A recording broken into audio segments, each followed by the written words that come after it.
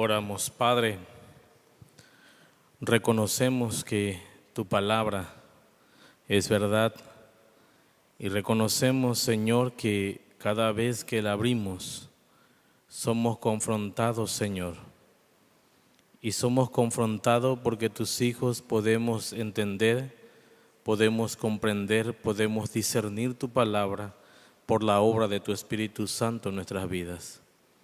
Concede pues, Señor, que esto acontezca en esta tarde, en cada uno de tus hijos presente.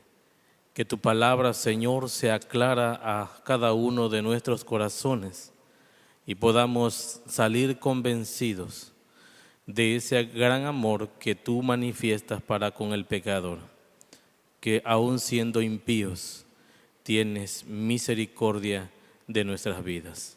En Cristo Jesús. Amén. Amados hermanos, quiero invitarles a permanecer, ocupar sus lugares, pero a permanecer allí en Romanos capítulo 5, de su verso 1 al 5. En especial quisiera darle lectura al versículo 5. Dice la palabra de nuestro Dios. Romanos capítulo 4, versículo 5. Mas al que no obra, sino cree en aquel que justifica al impío, su fe le es contada por justicia. Pablo, al hablar a los romanos, tal pareciera que hay alguien que está dudando de la gracia, tal pareciera que hay alguien que está buscando algún mérito propio, por lo cual él considera que él no es impío y que por lo tanto ha alcanzado una justificación por algún medio propio. Y la respuesta del apóstol Pablo, que es la inspiración del Espíritu Santo, hace constar en este calificativo: aquel que justifica al impío. El que justifica a los impíos perdona a los que merecen castigo. Dios perdona a todos y cada uno de nosotros que merecemos castigo. Ese es realmente lo que el hombre merece. Y sin embargo, dice el escritor sagrado que favorece a todos aquellos que de tal forma merecemos la muerte. Y cuando Pablo recalca ese calificativo, aquel que justifica al impío, Pablo está aludiendo a las batallas naturales de nuestro pecado, de nuestra posibilidad interna con la cual cada uno de nosotros batallamos. Y cada uno, según nuestra naturaleza, creemos que estamos siempre bien delante de Dios por nuestra fuerza, que estamos bien delante de Dios por nuestra propia justicia. Y sin duda alguna, sin darnos cuenta, constantemente estamos hablando de lo bueno que somos.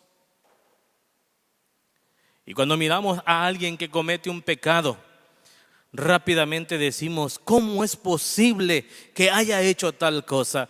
Yo no me hubiese atrevido. Eso no ha pasado por mi mente.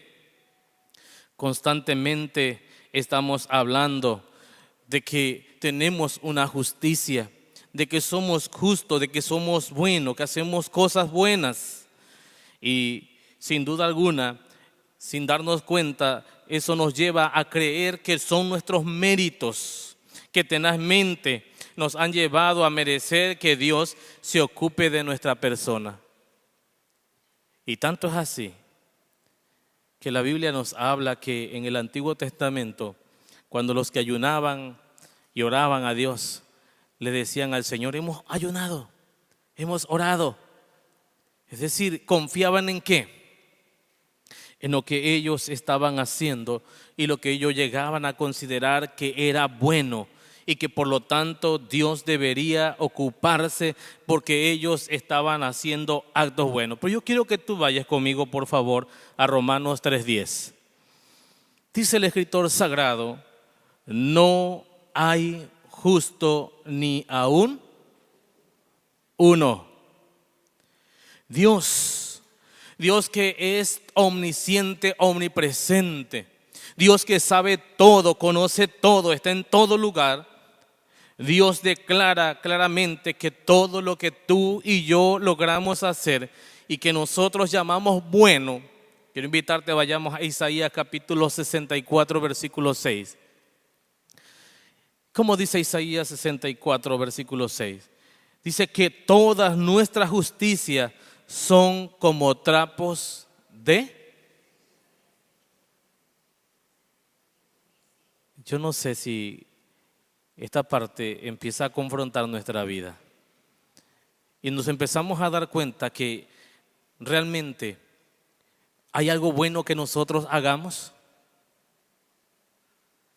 Confrontados por la palabra podemos entender ahora que realmente la Biblia nos lleva a encararnos que solamente hay uno bueno, hay uno justo, hay uno perfecto, hay uno santo, hay uno que es digno de gloria y de honra, pero que tú y yo en esta naturaleza, aun cuando estamos constantemente tratando de mirarnos como buenos y hacer alarde de cuán buenos somos o de cuán perfecto nos portamos o de cuán gran obra hacemos o de cuán hermoso es el trabajo que yo hago, realmente Dios dice que todas nuestras justicias son como trapos de inmundicia.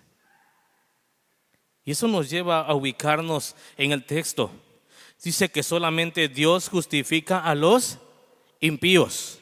Y entonces, creo que si Dios justifica a los impíos, tú y yo somos un impío. Tú y yo somos un impío. Porque es la gracia, es la misericordia de Dios. Dios sabe que en toda la tierra no hay justo.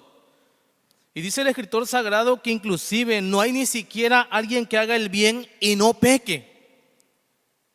Aun cuando intentamos hacer aparentemente lo bueno, dice que ni siquiera en eso bueno que intentamos hacer, no estamos libres de pecado. Porque siempre ese pecado allí está constantemente. Y por lo mismo, en la soberanía infinita de su naturaleza divina y el esplendor de su amor maravilloso, Él emprende la obra, no tanto para justificar al justo, sino Dios para justificar al impío. A ese impío que eres tú, a ese impío que soy yo. Y lo hace ciertamente porque nos ama. Y dice claramente el escritor sagrado que Dios es amor y en ese amor nos ha amado. Y Dios, conociendo nuestras debilidades, conociendo cuán falibles somos, conociendo en cada momento cuántos pecados pasan, aún cuando dice que hacemos cosas buenas y en ello también hay pecado. Qué maravilloso, ¿verdad? Que siendo merecedores del castigo, siendo merecedores de ser desechados, Él haya decidido perdonarte a ti y perdonarme a mí. Creo que eso nos debería maravillar. Y entonces la gratitud por tal favor se reviste ahora de una admiración indecible. Es decir, admirarnos de quién es Dios, admirarnos de cuánto Él nos ha amado, admirarnos de esa paciencia que ha tenido para con cada uno de nosotros. Si dice que aún en lo bueno que nosotros intentamos hacer, en ello hay pecado, entonces deberíamos maravillarnos. Cuán grande es ese amor, cuán grande es su misericordia en nuestras vidas. Tal vez si en este momento la palabra impío te golpea o te sientes ofendido, yo quiero decirte que si tú no eres un impío, entonces tú no necesitas de la gracia. Porque la gracia es para los necesitados. La gracia es para el pecador. Imaginemos a un médico que ha descubierto una medicina para un enfermo de muerte, pero lo llevamos y lo colocamos en un lugar donde no hay enfermos. ¿Cómo se sentiría ese médico? Fuera de lugar. No tendría nada que hacer en ese lugar. Sin embargo, de esa misma manera es como obra la gracia. Es de esa misma forma como obra precisamente la regeneración y la redención en nuestras vidas. Dice el escritor sagrado, Marcos capítulo 2, versículo 17. Vayamos por favor. Jesús dijo, los sanos no necesitan de médico, sino los enfermos. Y triste y lamentablemente para el hombre, necesitamos de ese médico, necesitamos de su gracia, en un constante reconocer nuestra condición de pecado, en un constante reconocer ante Él nuestra debilidad, en un constante volver a Él y reconocer nuestra necesidad y reconocer cuán falibles somos. Y reconocer entonces su santidad. Y al reconocer su santidad, reconocer que necesitamos ser santos como Él es santo. Y entonces nuestro anhelo nos deberá conducir a clamar a su misericordia para que podamos como enfermos ser sanados.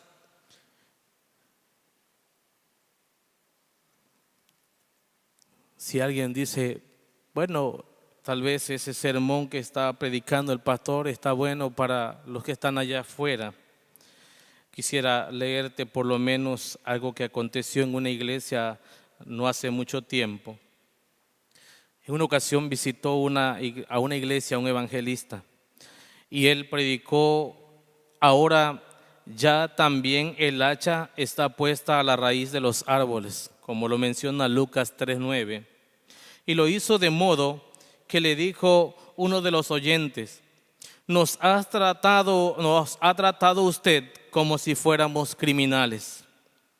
Este sermón hubiera estado bien predicado allá afuera de la ciudad, en el presidio. Y el evangelista contestó, no.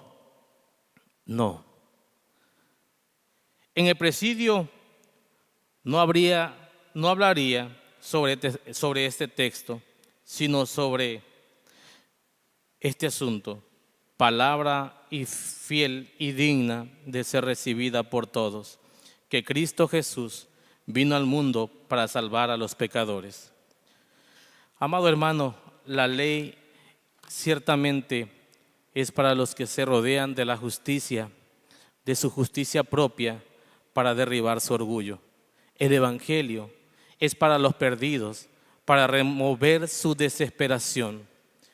La gracia nos conduce constantemente a ubicarnos en el lugar que realmente somos, y lo que somos son pecadores arrepentidos, constantemente impulsados por su propia naturaleza a volver al pecado.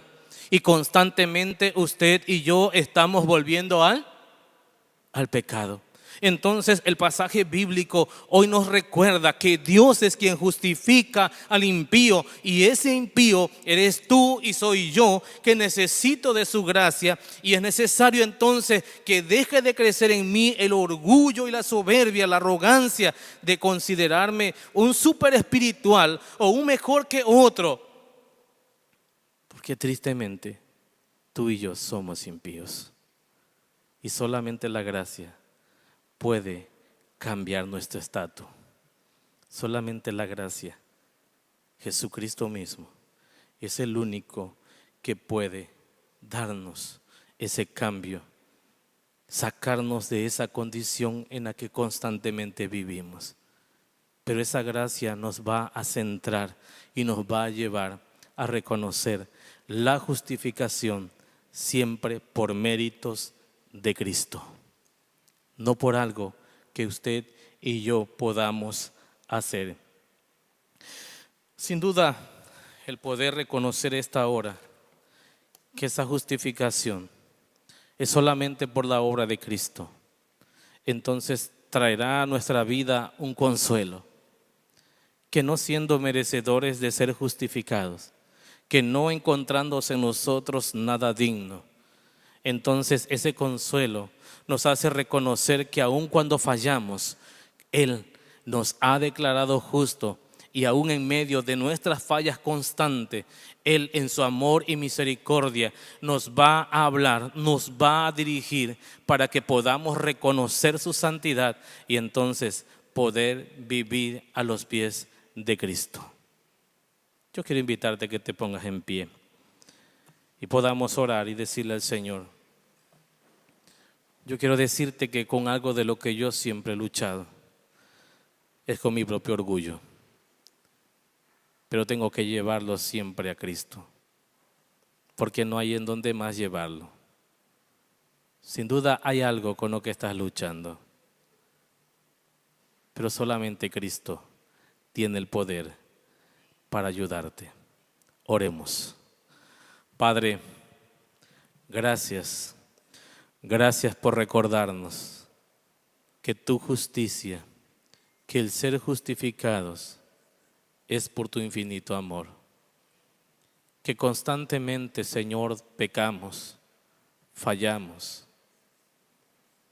Sin darnos cuenta, Señor, nuestra naturaleza pecaminosa nos conduce a creer que hacemos algo bueno, porque hacemos, Señor, sacrificios inútiles en los cuales creemos que por ello merecemos algo y que eso conduce a que podamos ser justificados. Que tu gracia es para los buenos, que tu gracia es solamente para los perfectos. Y hoy tu palabra nos ha enseñado que esa gracia es para mi pecador, que la necesito. Y reconozco, Señor, que delante de tu presencia sigo siendo débil, siendo carente, siendo necesitado de ti. Por favor, sigue obrando en nuestras vidas. Sigue trabajando, Señor, de tal forma que cada día podamos ser más humildes, que podamos, Señor, quitar esa soberbia, esa arrogancia de creernos súper espirituales o de sentirnos más que los demás. Y colócanos siempre, Señor, en tu gracia, en el lugar que debemos estar. Solamente pecadores arrepentidos por tu gracia, humillados delante de ti, reconociendo tu grandeza, tu misericordia, tu bondad y tu fidelidad. A ti y solo a ti, nuestro Dios, sea la gloria, sea la honra, sea la alabanza. Bendito seas nuestro Dios. En Cristo Jesús. Amén. Amén.